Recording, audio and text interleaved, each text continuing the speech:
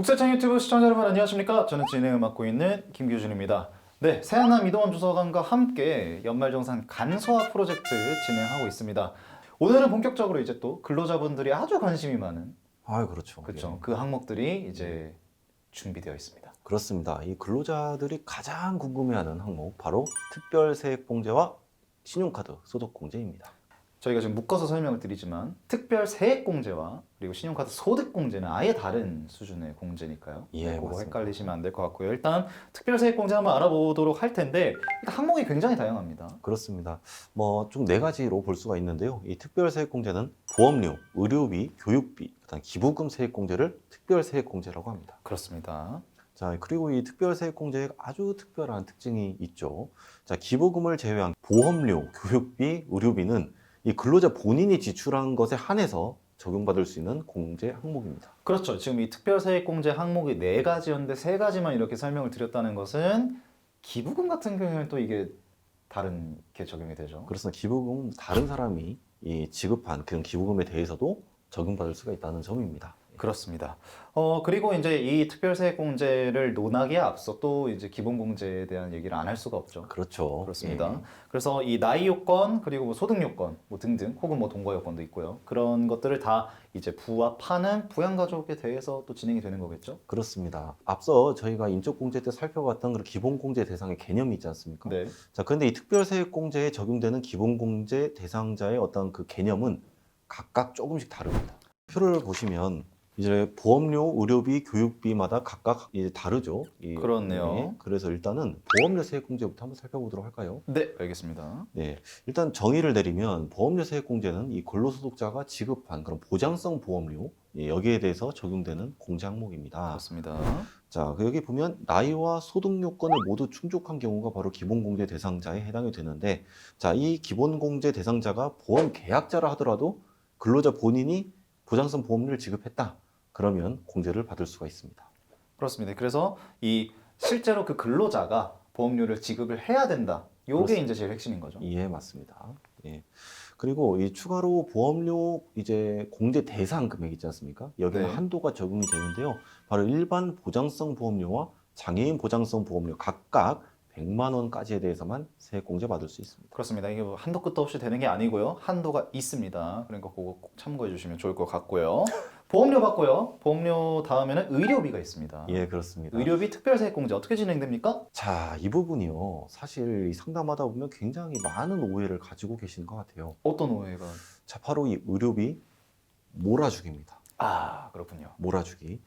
자, 이 가만히 들어보면요. 내가 지출한 의료비는 당연히 공제 대상에 해당이 되는 건 알고 계세요. 그런데 배우자가 지출한 의료비까지도 내가 싹 다 몰아가지고 공제받을 수 있느냐? 아, 그쵸. 우리 가족인데. 그렇죠. 자, 그런 질문이 들어오면 저희의 대답은 사실이 아니다라는 것입니다. 그쵸. 이게 이 특별세액공제 지금 초두에 저희가 말씀을 드렸던 게 본인이 직접 지출을 해야 되잖아요. 그렇습니다. 바로 이런 특징 때문에 배우자가 지출한 건 내가 지출한 것이 아니니까 그렇죠. 그거에 대해서는 공제받을 수가 없는 것입니다. 그러니까 애초에 한 카드로 계산을 하시거나 그런 것들을 미리미리 좀 하셔야 오해가 없으시지 않을까 좀 이런 생각이 드네요. 그렇습니다. 당초 이제 지급할 때부터 조금 생각하면서 그렇게 좀 진행을 해주셔야 될 것 같습니다. 네.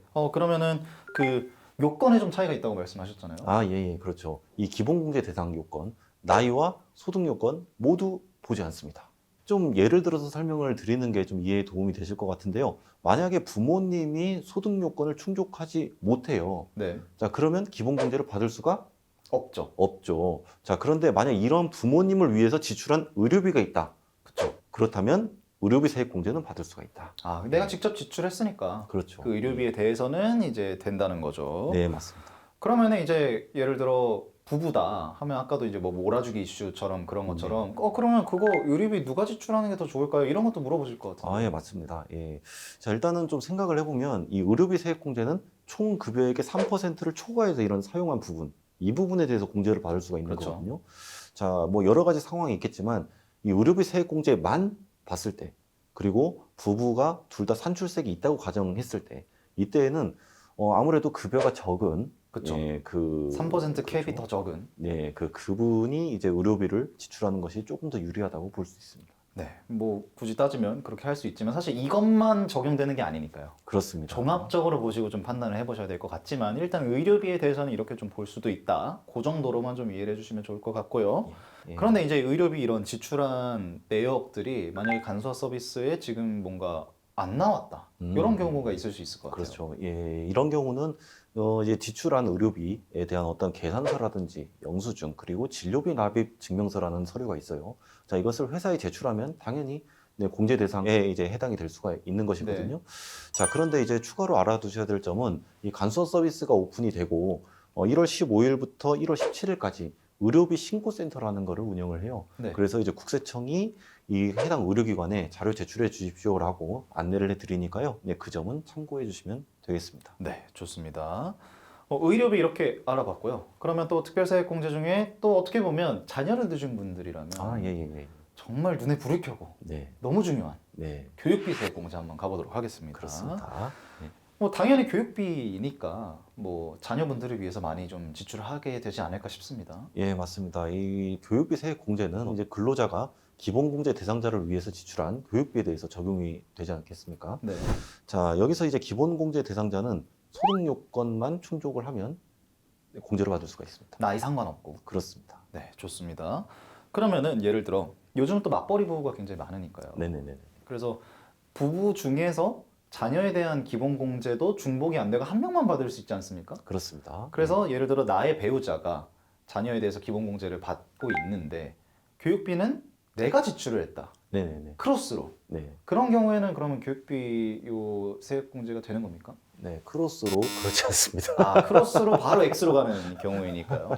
예, 이게 왜 그러냐면요. 이 다른 사람의 기본 공제 대상자를 위해서 지출한 교육비는 공제 대상에 해당되지 않아요. 그러니까 이 경우는 나도 교육비 세액 공제 받을 수 없고 배우자도 세액 공제를 받을 수가 없습니다. 그럼 이 교육비를 어디까지 교육비로 볼 것이냐? 이것도 그렇죠. 이제 좀 많은 이슈가 될 것 같은데요. 네네네. 사교육, 학원비. 아, 요거 되는지 좀 궁금하실 것 같습니다. 취약자 아동 학원비는 공제 대상에 해당이 돼요. 하지만 초중 고등학생의 학원비는 공제 대상에 해당되지 않는다. 그렇다면은 예를 들어 뭐 사실 거기에 지출되는 교육비가 굉장히 천차만별이지 않습니까? 예. 그럼 얼마를 쓰든 다 공제됩니까? 그렇지 않습니다. 자, 이 부양가족의 경우에는 이 취약자 아동 그리고 초중 고등학생까지는 300만 원까지 받을 수 있고요.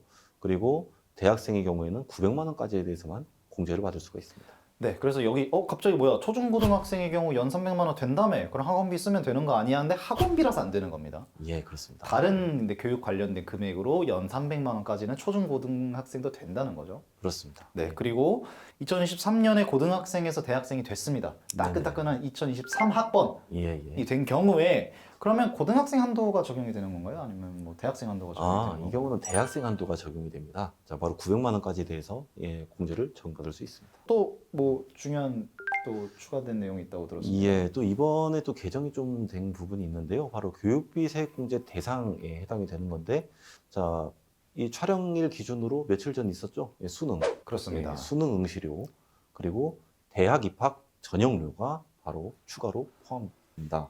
가지고 좋습니다. 교육비 이렇게 한번 살펴봤고요. 그리고 요 지금까지 설명드렸던 세 가지의 특별세 공제와 약간 성질이 달랐던 내가 직접 지출하지 않아도 되는 네. 그렇죠. 예. 기부금 특별세 공제가 있습니다. 기부금 어떻게 적용되죠? 네, 기부금은 이 본인 또는 그런 기본공제 대상에 해당이 되는 부양가족이 해당 과세기간에 지출한 그런 기부금에 대해서 공제를 받을 수 있습니다. 이번에 특히 신설된 제도가 있다고 들었습니다. 예, 맞습니다. 바로 고향사랑 기부금입니다. 그렇습니다. 고향에다가 이제 기부를 하면요, 지자체는 그거를 이용해서 주민 복리에 사용하는 그런 제도를 이제 고향사랑 기부제라고 합니다. 여기서 이 네. 고향이 뭐냐? 자신의 어떤 주민등록표상 주소가 아닌 지역의 지자체, 그렇습니다. 여기에 기부를 해야만 이 제도가 적용이 됩니다. 그 가장 중요하죠. 얼마 됐냐? 기부 금액의 한 10만 원 이하, 10만 원 이하까지는 110분의 100. 그러니까 전액이 공제가 된다는 얘기고요. 그러니까 10만 원 초과분에 대해서는 15%의 세액 공제를 받을 수가 있습니다. 그렇습니다. 자, 추가로 이 만약 고향사랑 기부를 하면요, 이 기부금의 30% 범위 내에서 답례품을 지급한다고 합니다. 뭐 이렇게 특별세액공제들이 이렇게 진행이 되겠고요. 네네. 그래서 특별세액공제 받고 그래 이제 저희가 영상 초도에서 설명드렸던 것처럼 공제 설명드릴 게 하나 더 있습니다. 그렇습니다. 이번엔 세액공제 아니고요. 소득공제. 그렇습니다. 신용카드 소득공제인데요. 네네. 그럼 이제 체크를 해야 될 게 소득공제니까 그럼 그 공제 대상이 누구냐일 텐데 네네. 역시 뭐 기본공제 대상자겠죠? 일단은 근로자 본인이 사용한 금액에 대해서 적용받을 수 있겠죠. 네. 그리고 또 한 가지는 다른 사람이 사용한 것도 공제를 받을 수가 있다는 특징이 있습니다. 예를 들어 기본공제 대상자 중에 그렇습니다. 그럼 자, 요건이 좀 어떻게 되는지 봐야겠네요. 자, 이런 경우는 나이 제한은 없고요. 이 소득 요건을 충족한 배우자나 혹은 생계를 함께하는 직계 좀비속, 네, 이렇게 네, 그 사용한 금액까지도 포함이 된다라는 점입니다. 하지만 그럼 형제자매는 예, 형제자매, 수급자 포함되지 않습니다. 그런 분들은 이제 알아서 또 자기가 해야 되는 거고요. 아, 예, 그렇습니다. 그쵸. 예, 예. 그러면 예를 들어 이런 경우도 있을 것 같아요. 실제로 이제 신용카드 사용을 예를 들어 내가 뭐 배우자한테 줘서 내 카드를 줘서 뭐 이렇게 사용할 수도 있겠지만 예, 예. 대금을 대신 결제해 줄 수도 있잖아요. 음. 그런 경우에는 공제 처리가 어떻게 되나요? 자, 이 경우는 두 가지로 좀 나눠서 살펴봐야 될 것 같아요. 자, 만약에 배우자가 소득 요건을 충족했다. 네. 그럼 배우자가 사용한 거기 때문에 공제받을 수 있겠죠. 그쵸. 하지만 소득 요건을 충족하지 못한 경우가 문제거든요. 자, 일단 결론은 공제받을 수가 없습니다. 왜냐하면은 이 신용카드 소득 공제는 사용자 기준으로 이제 공제가 적용되는 것이기 때문에 대금 결제자 기준으로 적용되는 것이 아닙니다. 네, 그렇군요. 그래서 뭐 이런 것들도 이제 내가 그 소득 요건에 해당이 돼서 이게 되느냐 안 되느냐는 이제 각자의 사정에 맞춰서 이런 것들은 잘 설계를 하셔야 될 것 같고요. 네. 그리고 이제 이런 게 굉장히 좀 이제 함정 카드 같은 건데 신용카드로 사실 결제할 수 있는 게 너무 많잖아요. 그렇죠. 그 중에 의료비를 결제했다 네네. 하면은 나는 의료비 공제도 받을 수 있고 신용카드 등 사용 금액에 대한 공제도 받을 수 있는 것이 아닌가? 이런 질문이 생길 수 있을 것 같거든요. 그렇습니다. 자, 제가 표를 준비했어요. 또 네. 보면은 이 의료비의 경우에는 둘 다 중복해서 공제를 받을 수가 있습니다. 의료비 됩니다. 네. 예. 근데 아까 학원비 저희가 살펴봤지 않습니까? 네. 자, 아까 제가 공제가 안 된다고 한 부분, 초중 고등학생. 자, 일단 취약증 아동 학원비는 교육비 세액 공제도 받을 수 있고 신용카드 소득 공제 둘 다 가능합니다. 그러니까 애초에 되는 건 둘 다 되네요. 네, 그렇죠. 예. 근데 예를 들어 교육비 세액 공제에 해당이 안 되는 그런 네. 초중고등학생을 위한 학원비라든가 이런 것들은 애초에 교육비 세액 공제는 안 되는 거고. 그렇죠. 근데 신용카드로 썼다 하면 예, 예. 됩니다. 예. 요것도 이제 또 구체적으로 어느 기준으로 이제 지급이 되느냐 안 되느냐 이런 게 있잖아요. 그래서 예, 만약에 이제 신용카드 뭐 현금 영수증 등등 할 때 어떻게 좀 써야 이걸 실제로 공제를 좀 받을 수 있을까요? 아, 예, 예. 그 신용카드 등 사용 금액에 대한 소득 공제는요.